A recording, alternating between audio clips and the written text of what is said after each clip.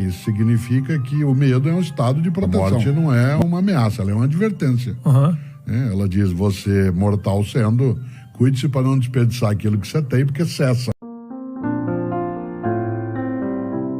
A percepção da reencarnação, ela vem de outros modos, né? Eu não tenho essa crença reencarnacionista. Você tem medo da morte, Cortella? Eu tenho medo, mas não tenho pânico. Há uma diferença entre medo e pânico, né? O medo é quando você fica em estado de atenção. Eu sempre digo, tenho repetido isso com frequência, a morte não é uma ameaça, ela é uma advertência. Ela diz, você mortal sendo, cuide-se para não desperdiçar aquilo que você tem, porque cessa.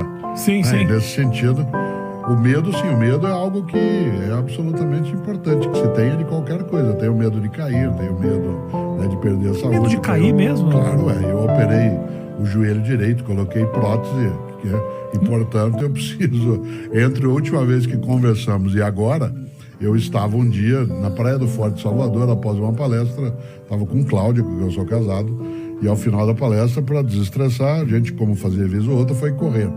E eu fui correr na areia e não notei que tinha um banco de areia. Caí e bati o joelho direito, não há fratura na região, ela é quase isso, é no subcondral. Fiquei quase um ano de cadeira de rodas, trabalhando, viajando, fazendo o que tem que fazer. E hoje eu tenho que me cuidar, né? Isso significa que o medo é um estado de proteção. Uma pessoa que diz que não tem medo, né, ela está absolutamente desprotegida. Como eu digo sempre, o grande pecado de Aquiles foi achar que não tinha o calcanhar dele, né? E, portanto, ele pereceu exatamente nesse polo. Por isso a morte, ela não me assusta, não. O joelho, mas o joelho tá... Sim, esse sim, né? Recuperado agora? Sim, fiquei um tempo de muleta, depois um tempo de bengala. O fato de eu ser da área de filosofia e ser um senhor de barba branca, a bengala deu um ar mais provecto, mais circunspecto. Sim, dá uma credibilidade. Ofereceu, né, algumas vantagens, mas depois dela deixei, agora já faz. O período pandêmico, ele favoreceu muito minha recuperação. Porque como eu parei de viajar quase todos os dias de avião, parei de estar em deslocamento contínuo, isso favoreceu. Agora, não é comparável, né, o medo de cair com o medo de se afogar, com o medo, né, de não ter êxito, com o medo, né, de não ser correto. Mas tudo isso sim. Por isso, quando você diz, você tem medo da morte, eu digo, claro, né, seria estranho. Aí eu teria que ser alienado se eu não tivesse esse tipo de medo. Mas pânico eu não tenho. Porque o pânico é aquilo que te coloca em estado de imobilidade. Nesse sentido, sim, o medo está aí, eu não gostaria. Eu prefiro a clássica ideia do Woody Allen, eu não tenho medo de morrer, eu só não quero estar lá quando isso acontecer.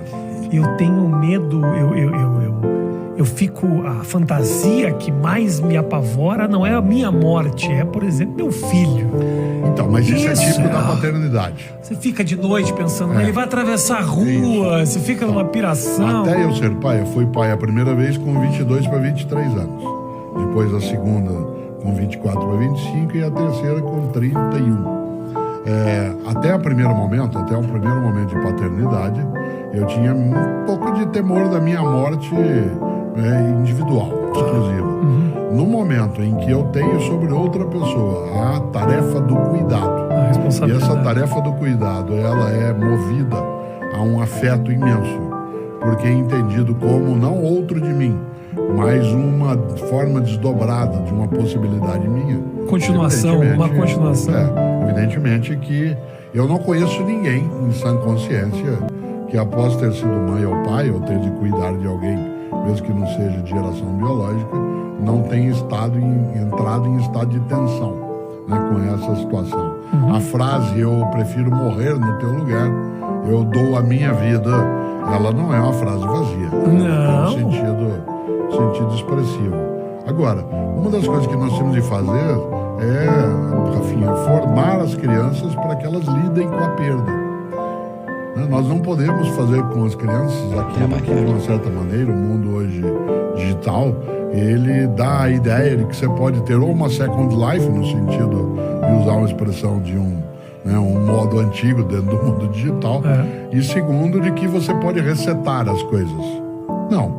A mortalidade, ela é um fato, como diz a antiga frase, não é que a gente tem a vida curta, a morte é que é muito longa, a gente fica morto muito tempo. Isso. Nesse